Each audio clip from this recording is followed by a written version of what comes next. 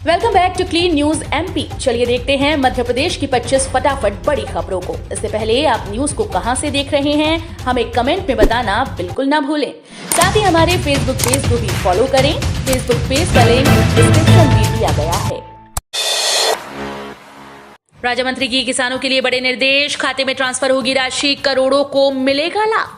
मध्य प्रदेश में किसानों के लिए आए दिन बड़े बड़े ऐलान होते रहते हैं। प्रदेश सरकार द्वारा लगातार किसानों को बड़ी राहत दी जाती है।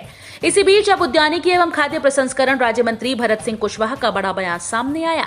राज्य मंत्री भरत सिंह कुशवाहा ने प्रदेश के किसानों के लिए बड़ी घोषणा की है। भरत सिंह कुशवाहा ने कहा कि शेडनेट हाउस और पॉली हाउस बनाने वाले किसानों के खातों में अनुदान राशि डायरेक्ट उनके खाते में ट्रांसफर की जाए। इंदौर में एशिया के सबसे बड़े बायो सीएनजी प्लांट में गैस उत्पादन शुरू। देश के सबसे स्वच्छ शहर इंदौर के ट्रेंचिंग ग्राउंड में स्थापित एशिया के सबसे बड़े bio compressed natural gas plant में सोमवार से गैस उत्पादन शुरू हो गया। अभी परीक्षण के तौर पर 250 से 500 किलो बायो सीएनजी तैयार की गई। 25 जनवरी से इस प्लांट में 50 टन गीले कचरे से 1500 से 1700 किलो बायो सीएनजी का उत्पादन प्रतिदिन हो सकेगा। अब इस प्लांट में तैयार बायो सीएनजी में 50 से 60% मीथेन गैस है। वाहनों में उपयोग की जाने वाली गैस में मीथेन की मात्रा 90% होनी चाहिए। इंदौर का एसजीएस आईटीएस करवाएगा ऑनलाइन परीक्षाएं, पहले 2 दिन लेगा मॉक टेस्ट। श्री गोविंदराम सेकसरिया प्रौद्योगिकी एवं विज्ञान संस्थान ने लगातार कोरोना संक्रमण बढ़ने से अपनी सभी परीक्षाओं को ऑनलाइन करवाने का निर्णय लिया। संस्थान ने मंगलवार सुबह अपने विद्यार्थियों के लिए जानकारी जारी की कि वे ओपन बुक ऑनलाइन परीक्षा के लिए तैयार रहें। संस्थान परीक्षाएं लेने के पहले 2 दिन मॉक टेस्ट लेगा ताकि विद्यार्थियों को परीक्षा देने में किसी तरह की कोई परेशानी न आए। पहला मॉक टेस्ट 4 फरवरी को सुबह 11:30 से दोपहर 12 बजे के बीच होगा। दूसरा 5 फरवरी को सुबह 11:30 से दोपहर 12 बजे के बीच होगा।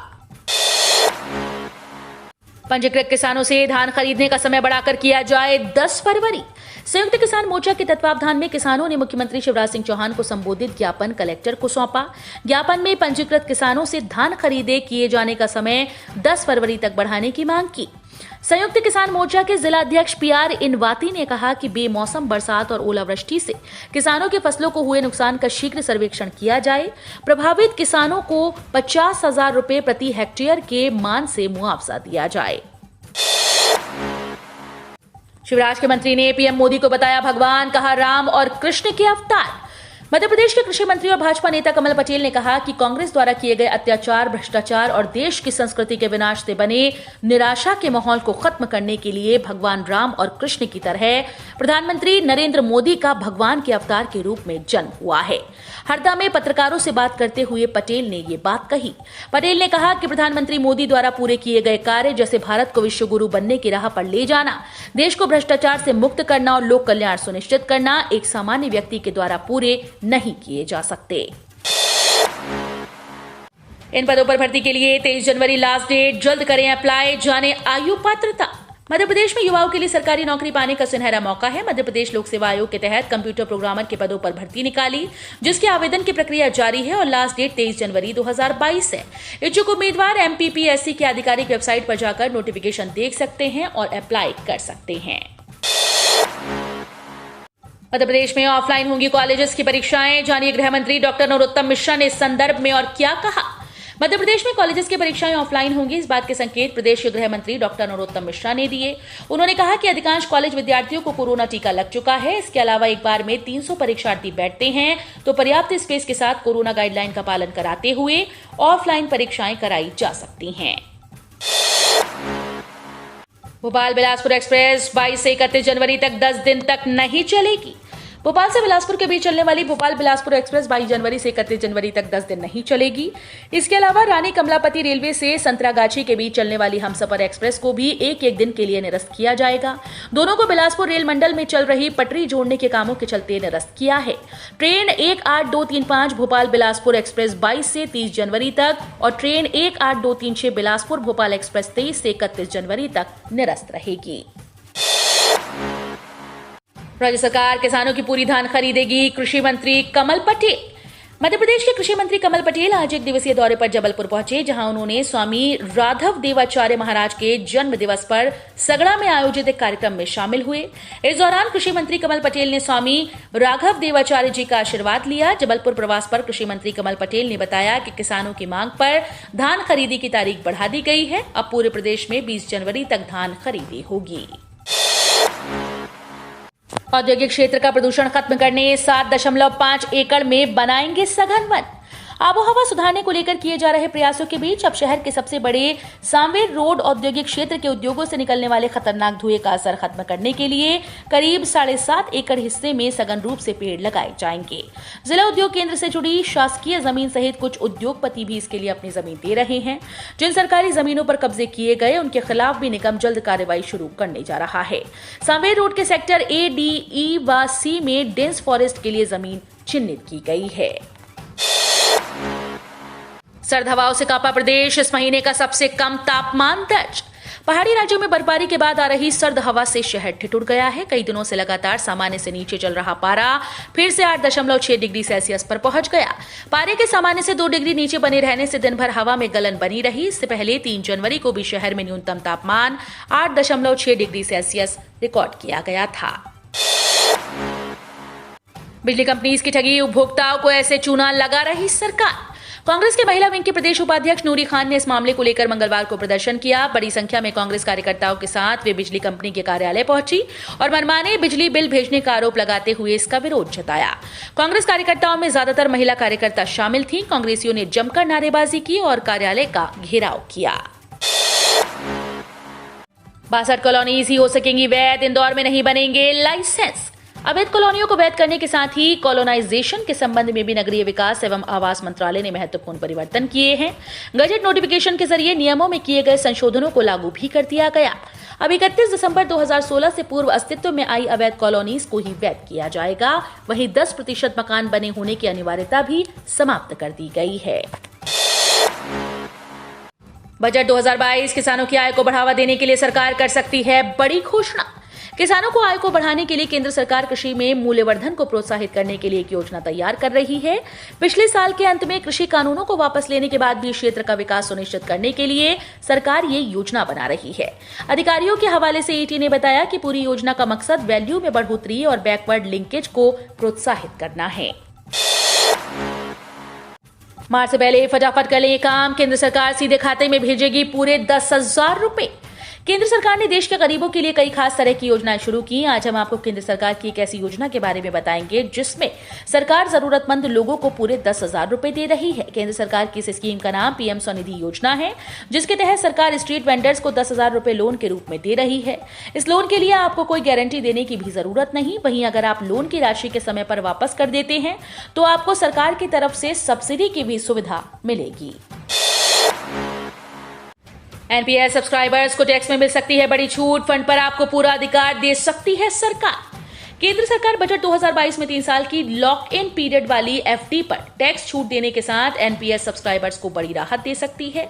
बजट में ईपीएफ और पीपीएफ की तरह एनपीएस सब्सक्राइबर्स को मैच्योरिटी पर मिलने वाली राशि को टैक्स के दायरे से बाहर किया जा सकता है। साथ ही उन्होंने इन पैसों को अपने हिसाब से खर्च करने की आजादी दी जा सकती है। बीजेपी के निशाने पर कमलनाथ की गन, बीडी नरोत्तम का बड़ा हमला। मध्य प्रदेश की राजनीति में वार पलटवार का दौर जारी है। कांग्रेस द्वारा जारी पूर्व मुख्यमंत्री और कांग्रेस पीसीसी चीफ कमलनाथ का गन लोड करते ग्राफिक्स वीडियो के बाद बीजेपी के प्रदेश अध्यक्ष वीडी शर्मा का बड़ा बयान सामने आया। वीडी शर्मा ने कहा कि क्या उनको अफगानिस्तान दिख रहा है, इस प्रकार का वीडियो जारी किया है। देश के अंदर क्या राजनीति में गन्स की जरूरत है? वीडियो जारी किया है, उसे देखना चाहिए। क्या भारत का समाज ऐसा है? ये गांधी जी का देश है। इस देश का जनमानस ऐसा है। प्रेम भाव के साथ आइए, समाज में पहुंचिए, जनता से मिलिए, पर ये गन्स लोड कर रहे हैं।